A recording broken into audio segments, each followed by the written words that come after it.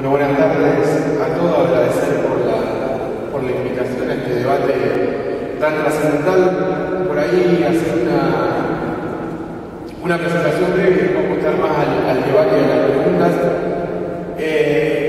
En un tema como el de las drogas en relación con la violencia real y en particular con la violencia urbana, un poco qué tenemos para aportar nosotros desde un movimiento social autónomo como es el movimiento GIROT, donde su práctica cotidiana se basa en los territorios periféricos de la ciudad de Rosario, que es donde se ve Rosario como cualquier gran ciudad, un poco la cara B de este paradigma actual de drogas, donde los que matan, los que mueren por drogas no son los que las disfrutan,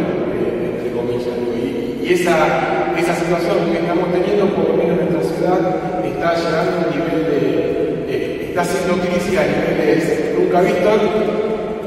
y en ese marco me parece que como izquierda, nosotros, como progresismo, sector nacional y popular, como se le quiera llamar, creo que tenemos una deuda a la hora de enfrentar los problemas de seguridad. Nosotros venimos haciendo unos debates en Rosario con respecto a esto, y la semana pasada una periodista decía, bueno, ¿qué hacemos con un problema que nos explotó en la cara y que prometíamos resolverlo con escuelas y hospitales que todavía no construimos? En esta idea de que siempre desde el progresismo nos cuesta abordar el problema de la seguridad y dejamos ese terreno a la derecha, y siempre la derecha es la que lleva la vanguardia, y justamente la que termina generando más violencia, porque la violencia, como decimos siempre, se compra en forma de espiral, si la compramos para resolver conflictos sociales. Una vez que se abona a la resolución de estos conflictos por medio de la violencia, lo único que cabe esperar es que esa violencia aumente en forma de espiral. En ese marco parece que tenemos que entender a la violencia no como un atributo, como un adjetivo que se te pueda poner algo, sino como una relación social, como la forma en que la sociedad resuelve un conflicto social determinado y que además se territorializa en determinados lugares. Bueno, justamente nosotros venimos de la ciudad de Rosario, donde por determinadas particularidades esa relación social se territorializó de la manera en que hoy tenemos casi un muerto por día en la ciudad. Tenemos una tasa el año pasado de 22 muertos cada 100.000 habitantes, cuadruplicando la tasa nacional, que es de 5,5, llegando a parámetros muy comparables con lo que tiene Medellín hoy, cuando ya bajó mucho la tasa de homicidio, no por comparar, porque son realidades distintas, realidades sociales, el narcotráfico también se plantea distinto, pero sí en términos de tasa de homicidio, que es lo que mide, o una de las maneras de medir los grados de violencia de una sociedad. Y en ese marco, para entender cuáles son las particularidades que hacen que la ciudad de Rosario cuadruplique la tasa nacional, bueno, nosotros justamente entendemos que hay que empezar a vincular los fenómenos. Es decir, si queremos explicar eso solamente con el narcotráfico, no vamos a terminar de entender todo. Si lo queremos buscar solamente con la desigualdad social, tampoco. Y ahí creo que tenemos que empezar o por lo menos nuestro intento como proyecto político hace 10 años en la ciudad, tiene que ver con poder empezar a vincular problemas que aparentemente son distintos, como el déficit habitacional, la disputa por la tierra, el modelo exportador, y creemos que alguna de todas esas cosas explican por qué Rosario tiene esa tasa de homicidio. Nosotros entendemos que la ciudad de Rosario, cuando estaba comenzando esta década, y sobre todo en el gobierno del primer gobierno del exintendente Lifchit, hubo una decisión política de consolidar a la ciudad de Rosario como una ciudad competitiva. Digamos, ¿qué queremos decir con esto? Que lo que hoy está pasando tiene que ver con un modelo de ciudad, porque además tenemos un problema a la hora de abordar esto, que es la cuestión de la jurisdicción. Es decir, el narcotráfico, la política de droga, una cuestión nacional, las policías son provinciales,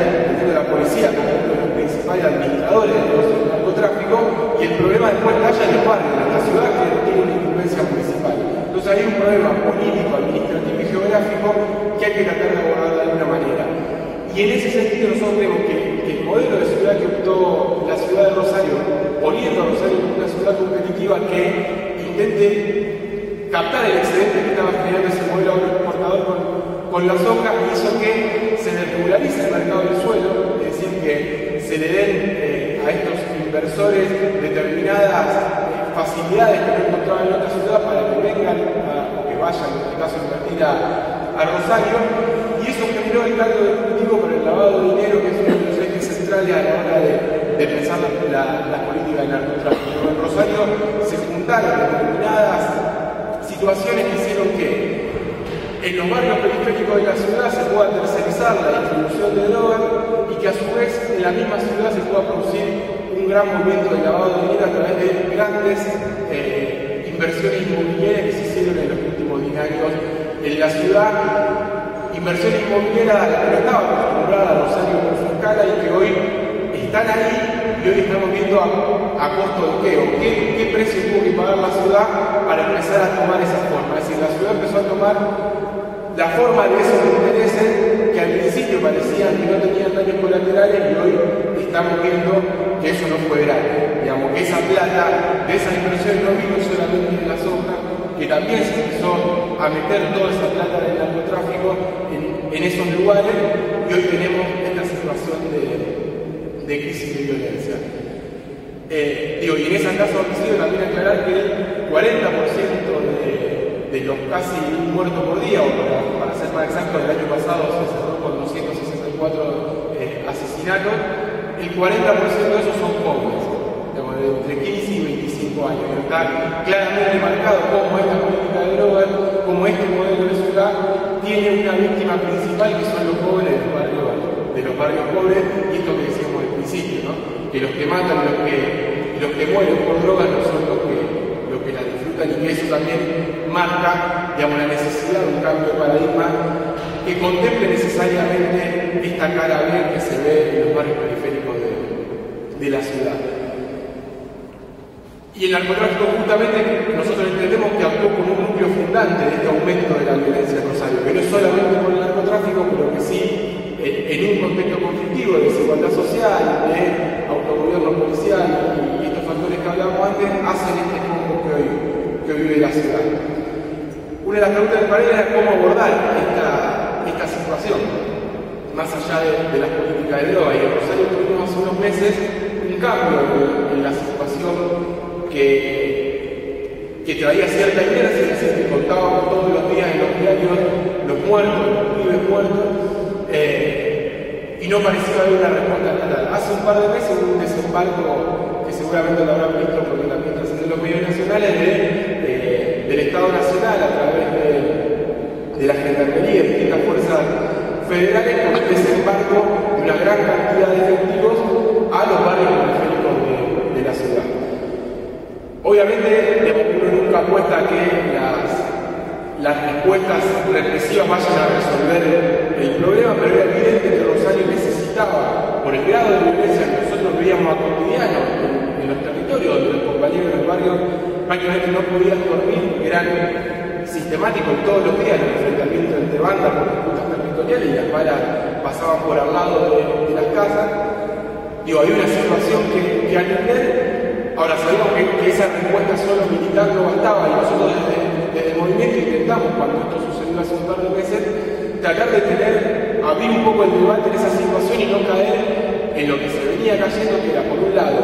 o la celebración exaltada de esta presencia militar con helicópteros, todo ese consenso social que genera, pues bueno, ahora se está haciendo algo, y también la crítica fácil y el denuncismo, decir no a la militarización de los barrios, que son un poco esos los dos extremos que tenían.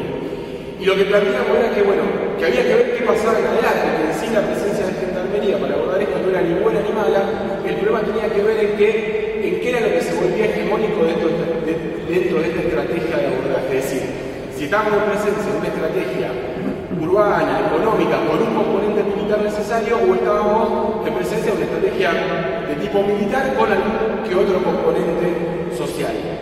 Y que dependía del éxito o el fracaso de esta política, cuál primaba. Si primaba la de la hegemonía militar, iba a fracasar como fracasó en otras partes del mundo. Los modelos que ya conocemos, tanto sea de Plan Colombia, el Plan Mérida, la pacificación de Brasil, son distintas, pero en esa línea, y que por el contrario hay que apuntar a otra cosa. Bueno, hoy, incluso en este momento, nosotros como movimiento autónomo nos pusimos a disposición de distintos estamentos del Estado para decir, bueno, Nosotros estamos para desarrollar esa otra política que hace falta, urbanística, económica y social, en los territorios si es que está esa voluntad. La realidad es que hoy pasaron varios meses y no se ve que haya otra voluntad por parte de las instancias estatales para generar algún tipo de abordaje. Por ende, no vemos con mucho optimismo qué pueda llegar a pasar en Rosario, sobre todo cuando estas fuerzas federales se retiren, digamos, porque estos no van a estar permanentemente allí. En ese marco nosotros intentamos, teniendo en cuenta esta situación y teniendo en cuenta esta deuda que asumimos por parte de los sectores de izquierda, progresistas y demás, por el tema de seguridad, presentamos un proyecto de ley provincial inspirado en esto de buscar nuevos mecanismos, nuevos paradigmas de intervención, inspirado en las leyes colombianas y mexicanas de la ley de víctimas. Presentamos a nivel provincial y local también, estamos en vías de hacerlo en una serie de debates, una adaptación local y regional a esa ley, entendiendo que era un buen comienzo para dar varios debates en simultáneo. Básicamente lo que nosotros pretendemos con esta ley tiene que ver con atender esta situación agobiante que se vive, sobre todo en la zona de Rosario, con esta tasa de homicidio, de poder empoderar a la víctima, es decir, este tendal que va dejando la violencia, esta crisis de seguridad y el narcotráfico, este tendal de víctimas y sus familiares, en el peor momento de su vida se encuentran con las caras más cerradas del Estado, con la policía, con el Poder Judicial. Pero hace falta, por esta situación, generar otro nivel de construcción del Estado donde la víctima se la empodere. Hay muchos casos en la historia donde las víctimas, o por la positiva, como pueden ser la histórica lucha de las madres y la abuela, donde las víctimas salieron adelante y generaron un proceso político. Ahora también tenemos otros casos, como por ejemplo el caso de Bloomberg, donde la víctima no generó un proceso positivo en términos políticos, sino que generó una cantidad de leyes que hoy vemos que fracasaron y no se sabe cómo sacarla adelante. Por ende, nos parecía que el Estado tiene que darle un lugar a la víctima, empoderarla para atacar esta situación y a su vez, y esto es lo que contempla la ley que presentamos, abrir un nuevo paradigma en términos de seguridad y en términos de drogas. No solamente avanzar con la despenalización, sino nosotros tenemos que avanzar con la legalización de las drogas en un primer término en el sentido uruguayo, pero abrir el debate más general en este sentido, nosotros planteamos en términos de la necesidad de la legalización y no solamente de la despenalización, tiene que ver justamente con este tendal de víctimas de pibes de los barrios que dejan el narcotráfico, que no se resolvería solo con la despenalización y que hay que ir mucho más allá. Y en este marco, y para ir cerrando, creo que volvemos a esa disyuntiva del principio, es decir, ¿qué hacer con ese problema, el de la seguridad, que dijimos que íbamos a resolverlo con escuelas y hospitales que todavía no construimos, y que creemos que todavía no es tarde para avanzar en un paradigma distinto que no sea los que ya fracasaron a nivel mundial? Y en ese marco, una vez a uno de los jefes de la policía de Río, en esto de la estigmatización que sufre en determinados barrios, donde parece que no se puede hacer nada, donde la única respuesta es la mano dura y demás, le preguntaban a un jefe de policía de Río si consideraba que Río era una ciudad violenta, y el policía decía que no. Y explicaba un policía, decía que cómo va a ser una ciudad violenta, una ciudad donde el ciudadano está con la televisión en la casa de una favela, ve la novela, ve la riqueza, ve todo lo que no tiene, sale a la ventana y se encuentra con una realidad totalmente distinta y no baja con un revólver a matarnos a todos. Esto lo decía un policía. Digo, me parece que también hay una realidad de la crisis, pero también hay mucha estigmatización sobre muchos sectores donde parece que ya no se puede hacer nada y que son territorios inviables. Bueno, nosotros en Rosario estamos tratando de dar esa lucha, de decir que en los barrios de la periferia está esta presencia del narcotráfico, está esta violencia, pero también hay otro montón de cosas que muestran día a día que hay una alternativa posible. Y creemos que en ese marco lo que hay que hacer, además de dar este debate y de plantear leyes que cambien radicalmente los paradigmas, también tenemos que empezar a tratar de construir en el aquí y en el ahora esa sociedad que tenemos para mañana. Es decir, esas instituciones que hoy fracasaron o que, digamos, están en crisis, como puede ser la escuela, el mundo del trabajo y demás, en esos territorios que hoy no representan una institucionalidad donde hacer pie para reconvertir ese tejido social destruido tantos años de represión del liberalismo, nosotros creemos que justamente que a la par de estos debates macro, poder empezar a fundar de a poco esas instituciones que den posibilidades de salir adelante en todos estos sectores. Creemos que por ahí va el camino y celebramos estos debates que se ve desde distintas miradas, que se ve un debate desde lo jurídico, que se ve un debate desde lo territorial, para entre todos poder torcer esta historia que la podemos debatir muy tranquilamente acá, pero que deja un tendal de víctimas, de dolor y de historias personales todos los días. En Rosario, ese tendal se le llamaba ajuste de cuentas, a ese tendal se le llamaba se están matando los negros entre ellos, hasta que se produjo un triple crimen en la ciudad de Rosario, que fue el triple crimen de Villa Moreno, y hubo un quiebre porque atrás de esos muertos había un movimiento social y una organización que no iba a permitir que otra vez se silencie a esos pibes inocentes muertos. Y a partir de ahí se empezó con esa lucha, el movimiento 26 de junio, se empezó a torcer esa historia y en primer lugar a darle voz y visibilidad a las víctimas para transformar esta historia, y creemos que también desde ahí es que se puede transformar la realidad. Así que muchísimas gracias por la invitación y seguimos el debate.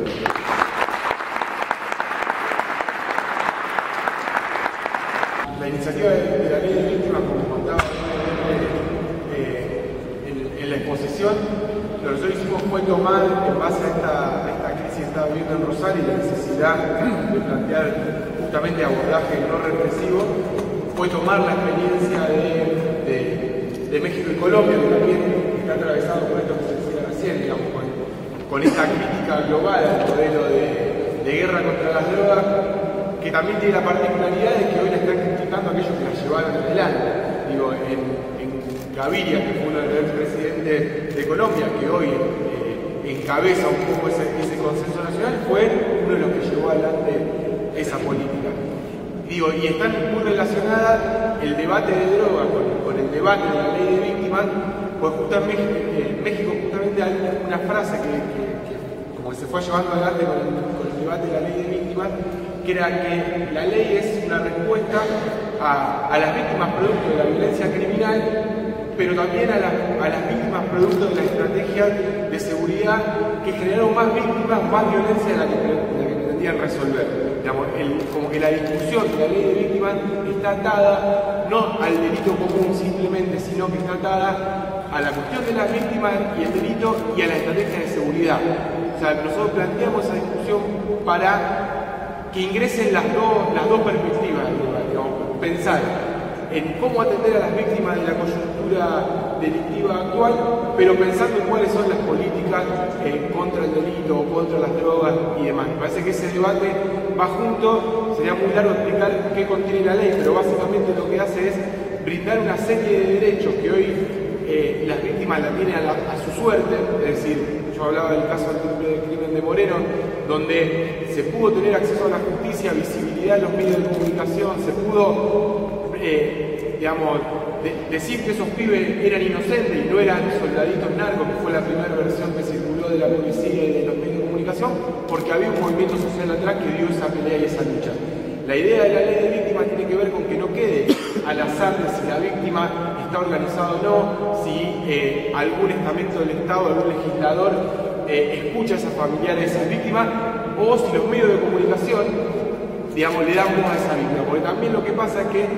mucho del discurso represivo de la derecha muchas veces toma a las víctimas como sujeto legitimante de ese propio discurso. Entonces, una de las iniciativas, o sea, más allá de los derechos, que el primer objetivo de la ley, darle derecho a las víctimas, empoderarlas, plantear un resarcimiento, distintas estrategias de mejora de su situación, también hay un componente de estrategia política en la ley que tiene que ver con sacarle a los medios de comunicación y sobre todo a la derecha ese sujeto legitimante víctima. La víctima, una de las víctimas con la que presentamos la ley decía: hoy en Argentina el único derecho que tenemos las víctimas es hacer un cartel con la foto de nuestro hijo y ponerlo delante de una cámara de televisión. Bueno, es un sistema perverso que legitima también el propio discurso represivo y termina generando más víctimas. Entonces la idea es que el Estado genere esos derechos por ley y que justamente las víctimas en el peor momento de su vida no tengan que lidiar con la revictimización, con golpear las puertas de los tribunales, sino que ya haya una cantidad de derechos adquiridos por esa ley que hagan que, si bien la vida de un familiar no se le va a devolver ningún resarcimiento, pueda mejorar su situación. Es decir, si antes vivía en una vivienda precaria, pueda tener una vivienda. Si por el proceso de exigencia de justicia perdió el trabajo, como suele suceder muchas veces, que pueda tener un trabajo digno y generar todos esos derechos por una ley que es el espíritu que tuvo en México y en Colombia, más allá que en México y en Colombia también tomó la parte del aparato del servicio de justicia, en este caso una ley más ejecutiva. En esto de las distintas dimensiones de esta problemática, me parece que hay una que tiene que ver con el consumo y los distintos tipos de consumo, digo, una que creo que lo que todos tenemos vista es el consumo problemático, más allá del consumo en general,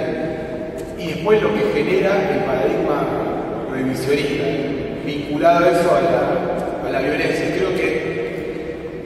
digamos, lo que por lo menos a nosotros más nos subleva o más, digamos, te da esa indignación cuando uno ve lo que tiene la política, tiene que ver quizá con lo fácil que se pueden resolver determinadas cosas. Si bien es verdad,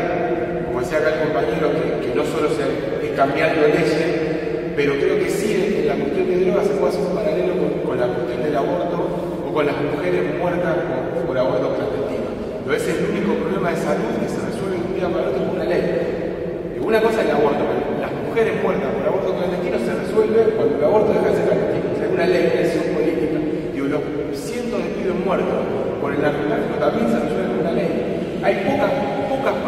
problemáticas sociales que se resuelvan con una decisión política. Simplemente con una decisión política. Digamos, con decir, levantar la mano y votar una ley. Con toda la complejidad, con la cuestión también performativa de la ley. Pero digo, hay un montón de otros problemas, la pobreza, la vivienda, que no es tan fácil decir, tomo la decisión política y está. Entonces me parece que en esta cuestión de droga, vinculando también con que pasamos, o sea, así resolveríamos un problema agobiante que tiene que ver con la vida y con la muerte, para después poder abordar otro debate que tiene que ver con el consumo, con esto que también es vinculado a esto de la seguridad, que tiene que ver en definitiva con el proyecto de vida. Digo, la cuestión de los consumos problemáticos o los problemas de los pibes en los territorios tiene que ver en definitiva con cuál es el proyecto de vida que cada uno de nosotros puede encarnar en la sociedad, con la bolilla que toca haber nacido de un bulevar para adentro o un bulevar para afuera. Me parece que ese es otro debate. O sea, me parece que hay una parte que tiene que ver con un debate acuciante con víctimas producto de un sistema que la genera el mismo sistema y que son de fácil, entre comillas, resolución, porque bueno, hay una vía democrática para resolverlo y relativamente rápida, y otra que tiene que ver con un debate mucho más amplio, donde ahí también